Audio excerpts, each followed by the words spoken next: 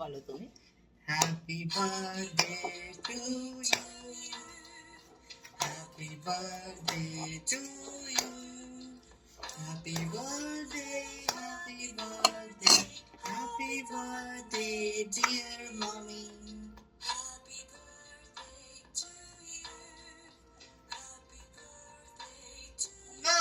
Thank you thank you. এদিকটাকে যা কপালের থেকে